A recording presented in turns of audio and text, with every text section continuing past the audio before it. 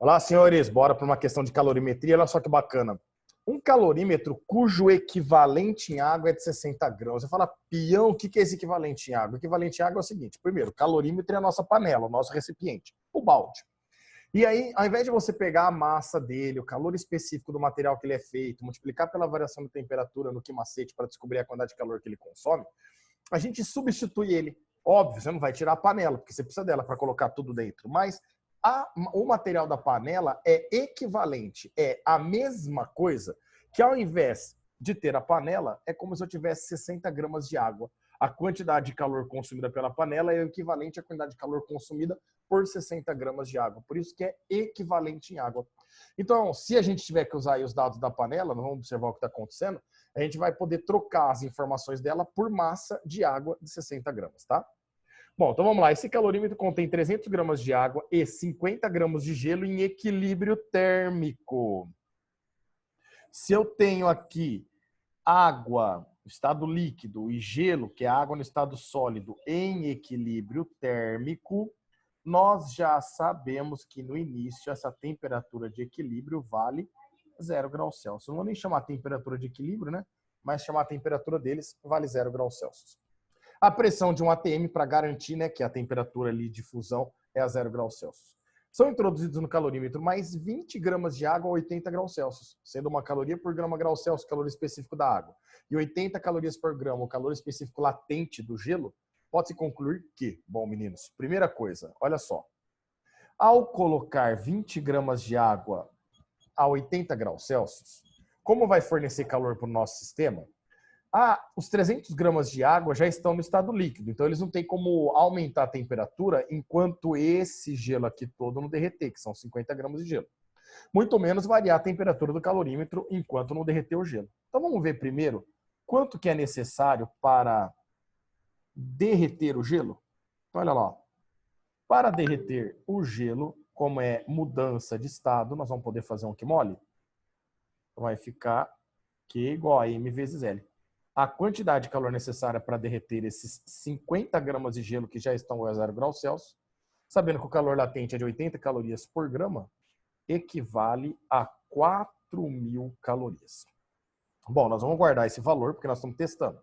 Para derreter todo o gelo, eu preciso de 4.000 calorias. Eu quero ver agora quanto de calor a água quente fornece. Então, vamos ver agora quanto que a água quente vai fornecer para nós. A água quente seria a água a 80 graus Celsius. Ela vai variar a temperatura dela, né? E ela pode variar a temperatura dela indo dos 80 graus Celsius até os 0 graus Celsius. Isso significa que, como está variando a temperatura, a gente vai trabalhar aqui macete, tem lá fora. A quantidade de calor é igual a massa, que vale 50 gramas, vezes o calor específico da água, que vale 1. Mentira, a massa de água vale 20 gramas, né? De gelo, que valia 50. O calor específico vale 1 e a variação de temperatura vale de 80 a 0, dá menos 80, né? Que é 0 menos 80. 20 vezes 1 é 20, vezes menos 80, a gente descobre que essa quantidade de água, senhores, é capaz de fornecer, por isso que é negativo, tá?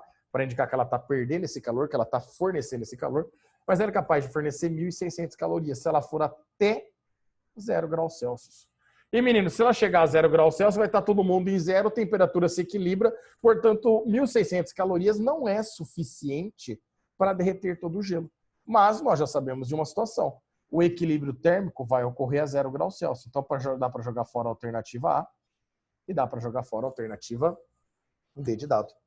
Pião, e quanto vai sobrar de gelo, então? 20 gramas ou 30 gramas? Bom, vamos olhar. Eu já tinha lá 50 gramas de gelo. Porém, fornecendo 1.600 calorias, eu vou conseguir derreter uma parte desse gelo.